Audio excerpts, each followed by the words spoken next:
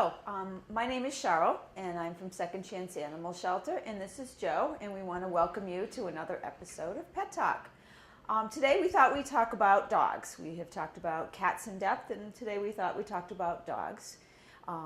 Joe is a certified trainer, and so we thought we would get into some of the interesting things about dogs, bringing new dogs into your home and things like that. There are 400 million dogs in the world, 58 million in the United States. France is actually the second most. So there's a lot of dogs out there, and there's a lot of information that I think people need to know. We want to start out with puppies. I think that's, puppies, mother gives birth in about 63 days to the puppies. You should never get a puppy less than, 7 to 8 weeks. And I think Joe can explain some of the things, reasons why you shouldn't do that. Well, I mean, the most obvious thing is prior to 8 weeks, those puppies need mom for food and nourishment. And then going beyond that, it is in those first 8 weeks, actually it's in the first 12 weeks of the dog's life that most of its personality is established, believe it or not. Which carries on into adulthood. So we want to make sure that that little puppy has a chance, 8 weeks at least, to spend with his litter mates, because honestly what goes on there is the litter mates are teaching that dog what appropriate behavior is and what inappropriate behavior is.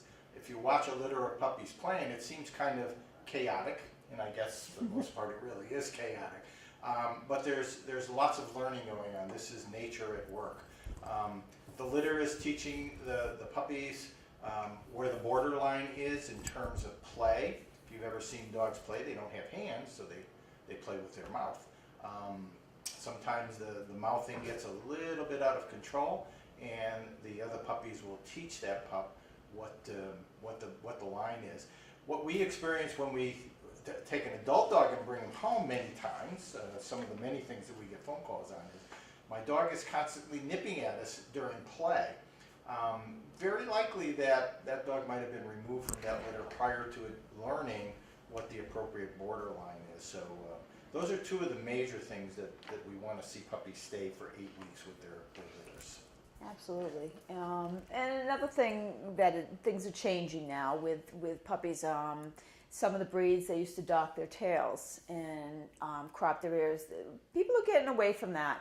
I mean, tail docking actually goes back to, I think they think it goes back to the Romans, and they thought that it was a way of preventing rabies. Yep. So it really doesn't have a lot of other purposes in that. There are some breeds they do dock the tails for some of the work that they do, correct? Yep, that is true. The truth of the matter is that nature provided these animals with pretty much everything that they would need to have in order to survive. Obviously, in the wilderness. I mean, we've taken them now for several thousand years, and there's a lot of controversy about when dogs actually came to be domesticated. But it's been a long time. 12 to 14,000 years. Yeah, exactly.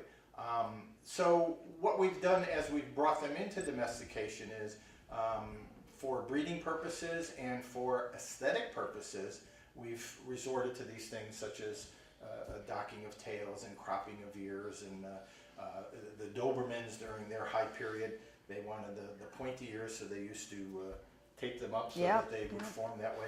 But that really goes against nature. As animal welfare people, we are huge on nature. Nature is in control of everything. Even though we like to think as humans that we have some control on nature, we really don't. My own, and it's just a personal opinion, is as the dog is born, we should allow that dog to stay that way. If we a lot of confirmation showing of dogs, the bred dogs with bloodlines, they may want to do those kind of aesthetic things. But even some of them, they're getting away from it. Exactly. Which is, I'm happy to see that, because it, to me, it is a type of mutilation. And we obviously don't recommend it as animal welfare people, but other people, are. Yeah, it's the same kind of thing that we talked about in a previous session with the declawing of cats. Yep, absolutely. Nature provided those cats with claws for a reason. Yes, we have domesticated them, and the reasons for those claws have kind of diminished. But again, we we don't see the need to go against nature. One of the things when you're bringing a dog into your house that you need to think about is the size of the dog. Whether you bring it in as a puppy or as an adult, you need to think about that breed or breed mix and how big it's going to get. I always like to throw out interesting facts. The smallest dog ever in the world was 4 ounces, the size of a matchbox. It was a Yorkshire Terrier. Pretty amazing. But it only lived to be about 2 years old. The largest dog ever recorded was about 340 something pounds, and its length was 8 feet long. Yep. It was either a Mastiff or a Saint Bernard. Big difference in sizes, and you need to think about these sizes when you're bringing a dog in, and we can talk a little bit about what comes in to our shelter because of size. Yep. I mean, we're one of the key things that we take responsibility for at Second Chance Animal Shelter is applying the expertise that we have within our organization. Our staff members are trained, they're behaviorists in terms of evaluation, and we want to make sure that the match is correct. Cheryl's point, well taken. If we have an apartment with 2 or 3 rooms, we certainly don't want an 8-foot dog in our apartment. That just wouldn't make sense. If we have a big, huge farm out here in central Mass, then perhaps one of the larger dogs, one of the higher energy, one of the border collie types, the lab types, those are appropriate. So we want to make sure when we're looking at adoptions that we're always matching the right dog to the right family. Reason, we don't want that dog to come back to us. It's very stressful for a dog to make major changes like that. And we also don't want the family that does the adoption to be disappointed. So we try to apply our expertise in doing that with And folks. especially with puppies. I mean, we have had puppies sent to us that they have gotten somewhere else that were Saint Bernards, and the reason for surrender to our shelter was they got too big. Well, a Saint Bernard puppy is very cute and adorable, but you need to do your research and find out that Saint Bernard is going to be a couple of 100 pounds and is going to be big. And it's not going to do well in your 3-room apartment. Absolutely not. The other thing you need to take into consideration when you're bringing an animal in is making sure that you're not the house is dog friendly, safe. There's a lot of things that we don't. I mean, everybody seems to know that chocolates aren't good and macadamia nuts, but interesting things. Apple and pear seeds, they contain arsenic, so that's not a good thing to give your dog. The apple portion, of course, is okay, but Yep. Most folks just don't know that those little tiny seeds that are in there do contain arsenic, so we want to keep those away from them. Anything with caffeine, cooked onions, there's several things that you need to make sure that your dog is not getting. I don't see a problem, and we feed our dogs some human food. I mean, we give them chicken, we give them rice, we give them beef. We give them all of those things, but we don't give them, like we wouldn't give them beef stew with onions in it, or we wouldn't give them grapes, things like that. Yeah, you can, I mean, obviously the food that you're giving them needs to be safe for them. Yep. We'll touch a little bit on this today. We do plan on doing another Pet Talk segment where we will talk about nutrition. We actually have a certified nutrition on our staff, and we'll go into detail, but the big thing about feeding the animals, puppy food is way different than adult dog food. So if you're bringing home a puppy, we want to make sure that we're giving that puppy food.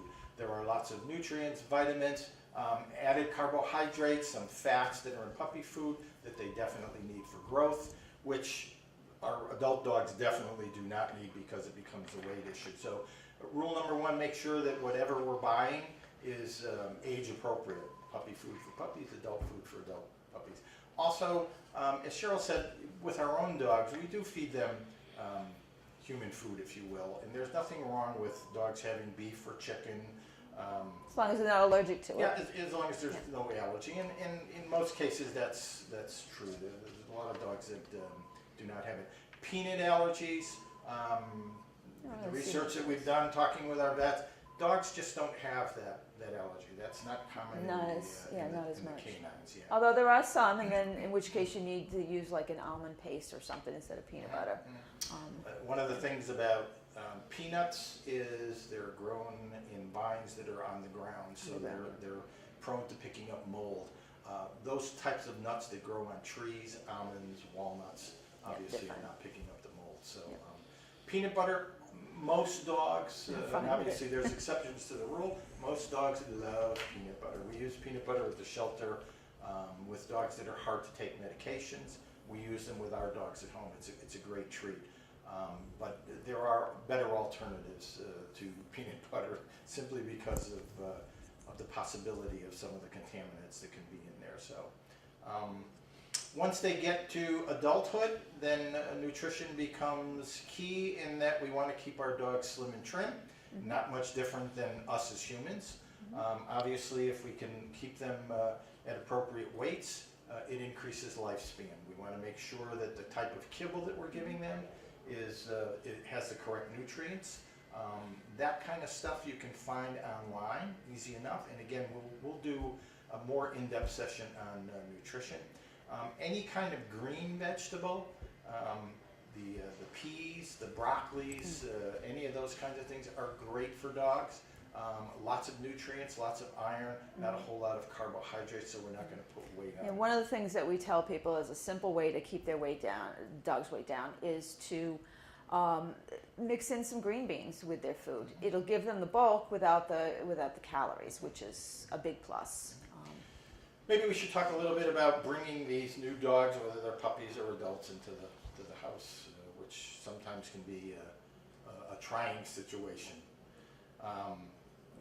Introducing a new dog into the house, and I like to relate it to us as humans because we understand humans for the most part, although we're much more complicated than dogs in terms of personality structure. But introducing a new dog into a house, at Second Chance, what we like to do if a family has chosen a dog that they would like to adopt and they have other animals in the house, other dogs, we like to have the dogs come to the shelter, and we'll have one of our staff or myself in some circumstances do what we call a meet and greet. We want to check for compatibility. We want to make sure that the two dogs are going to be able to get along. Again, just like humans, there are some humans that we meet which we are immediately attracted to, and compatibility just kind of happens. I guess it's a chemistry thing. Same thing happens with animals. We've had folks come and say, well, my dog gets along with every dog he's ever met, and that's probably true. But there may be one dog that just puts off the energy that this dog doesn't like, and we may have a problem. So we want them to meet. We'll take care of the meet and greet. Again, we have trained staff, so we can pretty much tell right off the top whether these two dogs are going to be compatible. Once we have established that no one wants to hurt anyone, then our recommendations in bringing a new dog into the house is, number one, we want to introduce the new dog to the new home because there's all different smells and scents. It is your current dog's home, right. So we want to make sure that we don't violate that for your dog. And we bring the new dog in on leash. We let the dog kind of survey the house. We let him sniff and smell everything because that's what they want to do. And we watch the interactions very carefully, at least in that first week. This is when what we call the settling in period will take place. What we don't want to do is leave the two dogs unsupervised during at least that first week, and until we feel comfortable that they've bonded and realized that they are now part of the same pack. We want to make sure that we particularly monitor possession items, toys, bones, food, even places in the house. Some dogs are allowed on furniture. They have a particular spot. They may not be very happy about the new dog taking their spot. So we want to monitor that very carefully and make sure that we don't see any signs of aggression there.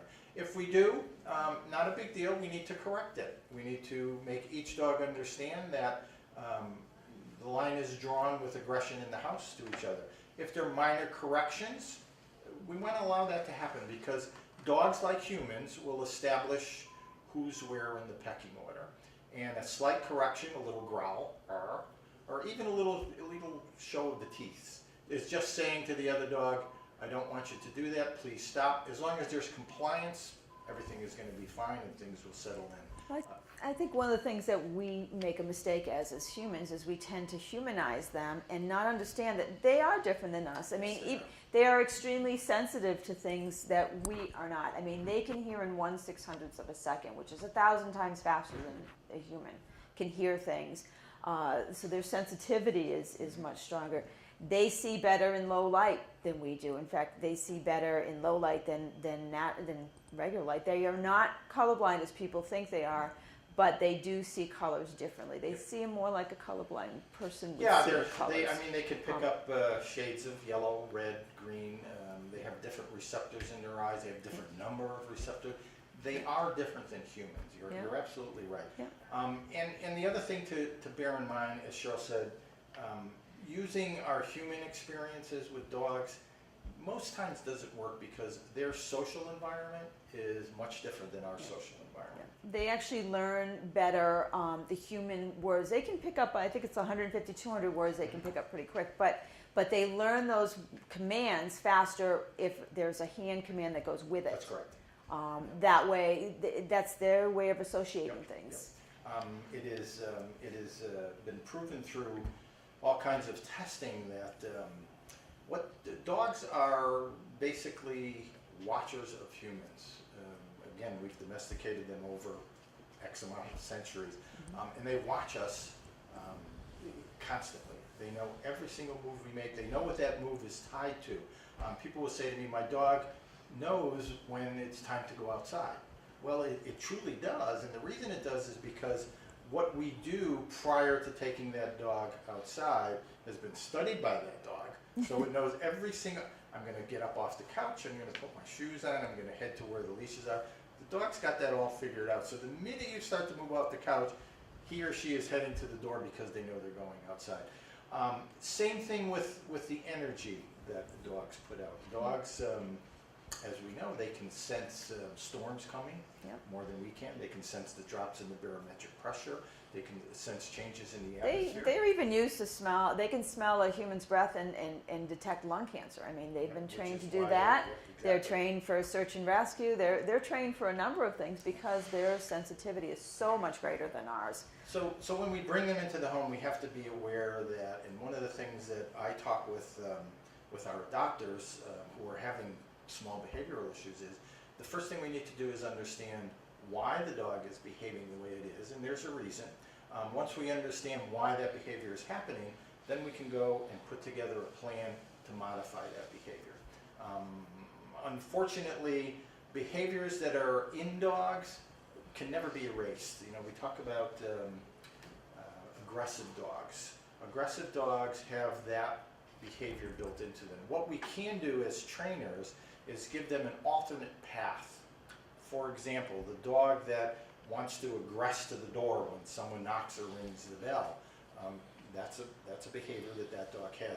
What we can do is teach that dog a different behavior to the sound of the door or the sound of the bell. And we're going to teach that dog that it's more pleasurable for him to follow this path when the doorbell rings than it is to follow this path, which is run to the door and bark and scream and yell. But that behavior is always there, and some people think, oh, well, I've taken the aggressiveness out of my dog. It's still there. We just want to keep reinforcing that behavior that we've modified with positive reinforcement. The old school training was dominance, negative reinforcement, and again, we found out with research that it truly isn't effective. Basically what we're doing is allowing that dog to be afraid of us, and because of the fear that the dog has for us, it won't do that behavior. Not something we really want our dogs to be afraid of. One important thing about aggression, though, and we've seen, it's actually been more proven facts about this that used to be laughed at, was the correlation between aggression and thyroid disease. Yes. So you want to rule out some medical things if you have an aggressive dog, unexplained aggression behaviors. It could be thyroid, which we've found is an effect if that thyroid is not functioning properly. It could also be any kind of pain. If the dog is some kind of pain, that'll, again, just like a human, if we're sick, we tend to be snappy. Yes. Dogs are basically the same way. So again, once we get that dog into the house and we get it settled in, which in most cases will take anywhere from a week to 2 weeks. I've seen some dogs that the minute they hit the house, it's like, oh my God, they've been here forever. We've had adopters say to us, Yep. I brought him home, and that first night it was like he's been here forever. And then we've had other dogs where it's taken as much as 2 months, in some cases 3 months. In fact, one of our very own volunteers took a dog home, and it took us about 6 months to get that dog to actually. It's just like if you move to a new city or a new part of the town or anywhere. Sometimes you can adjust right away, and this is all great. Other times you feel very out of place for a long period of time. So that's, you got to look at it in that way. And along with all of what we're talking about, the one thing that we are focused on here at Second Chance is what we call keeping the dogs out of the shelter. What we find that treating root causes is much better than treating symptoms. Dogs continue to come into shelters. Shelters get overwhelmed. They can't. There's no place to place them. Dogs get euthanized. If we can keep that dog out of the shelter from being surrendered, then we're successful. My dog pees in the house. Well, if we can correct that situation, that behavioral situation, then the dog stays in the house with the family. Yep. Surrender prevention is key, and a lot of these things, I mean, you yourself as an owner need to take responsibility when you get a dog. Make sure you get the right size dog. If you have an issue, don't give up instantly. I mean, most problems are very easy to fix. Yep. Seek professional help. One of the things I say probably on a daily basis is some things are best left to the professional. I would not try to wire my house. I know nothing about electricity, and I just wouldn't take the chance to do it because I'll probably mess it up. The same thing goes with behavioral issues with dogs, whether it's a dog that we've had in our home or whether it's a new dog that we're introducing to our home. Seek professional help. Here at Second Chance, I am available for all of our adopters, and they do take use of that, which is what we want them to do, to kind of walk them through some of the behavioral issues. There pretty much isn't anything that we can't do, given that the new owner is committed to the dog and is willing to go through the work to make that behavioral modification. A lot of people think that as a trainer there's a silver bullet. Let's just call the trainer and he'll give us that silver bullet and boom, my dog You got to is follow through. I mean, a lot of times we work with somebody with an animal, and you can get it to do whatever you want, and then you hand it back to them, and they're like, well, I can't do that. I can't, it's not doing that for me. Well, it's not doing it for us because it likes us more. It's just that you need to follow those things, and it takes a little bit of work and a little bit of, it's no different than raising a child, really. I look at it that way all the time. We tell folks that all the time. If your toddler writes with crayons on the wall and we don't make that correction, the toddler will continue to write with crayons. Exactly. It's the same thing with the animals. And we need to understand that we have to talk to that animal in its language, not in the human language, which is what we've talked about earlier. And I think we should also talk a little bit about when you're taking your pet out, the heat. Very important. If you're hot, they're going to be hot. They sweat through their paws. They pant to get their heat out. But bringing an animal in your car and you're going down the road and you're going to leave it in the car is very dangerous. Even as little as 10, 15 minutes can be a problem. Even if the windows are cracked, the heat in that car goes up very quickly. It is amazing. Particularly this summer, we've had a few 90-degree days. We've got a few more coming at us. The stories that we read almost daily in the news about people taking their dog to the grocery store or to shopping and leaving the dog in the car. It's not worth it. No, it's not worth it. Leave them at home. They're perfectly happy to be at home. They don't need to be in that car sitting waiting for you. It's a lot of anxiety for them. They're going to be panting, and it's going to get hot. And the last thing you want to do is come out to your car 20 minutes later and find your dog has passed away. Please make sure that you follow that.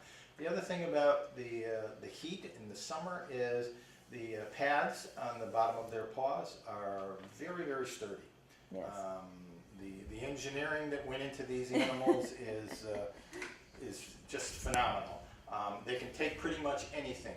However, if we're going to walk them on a 90-degree day out on the blacktop, Remember that blacktop is probably heated up to, I've seen eggs before. Yeah, yeah. So we need to Absolutely. be very cognizant that those pads on the bottom of the floors are heating up. We have seen dogs through our vet clinic that have actually blistered Yep. because the pad has, and I tell you, those pads are tough, peeled off, and that means Yeah. that the dog Or is, frostbite in the wintertime. or Yeah. frostbite in the wintertime, same type of Yep, thing. the So dogs that we got in the winter there that were abandoned, the Goldens, yeah, they had some frostbite there. The male had actually frostbite on the testicles, which was, we obviously neutered them, so that took care of that. But, they can get frostbite in a very quick Yeah, period of time. what we're kind of saying is common sense needs to prevail. I mean, would we walk on the blacktop when the 95-degree sun has been on it for a day or two? Probably not barefooted. We would wear some kind of protection on our feet. Same thing with our animals, so we need to be cognizant of that as well. And water. Food, we want to feed the dog once in the morning and once at night. There is a thing called free feeding. Some people subscribe to that. I'm not a proponent of it. I think the dog should have its meals separated.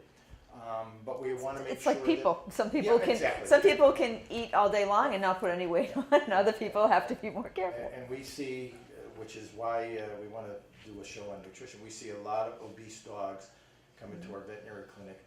We're shortening up their lifespan, people. We love them dearly. If we allow them to get obese, we run the risk, just like we do with humans, of diabetes, heart conditions, liver Yep. failures, all kinds of issues. Absolutely. Yeah, it's again, it's just a matter of common sense, and we need to be cognizant of those kind of things. I mean, dogs give us a lot of benefits. I mean, petting a dog has been shown to reduce our blood pressure. It also extends our lives by having pets here. So they are an important part of our life, and so we want to make sure that they live as long as possible too. How long a dog lives depends a lot on their nutrition and stuff, but also the smaller the dog, the rule of thumb is smaller the dog, the longer the lifespan.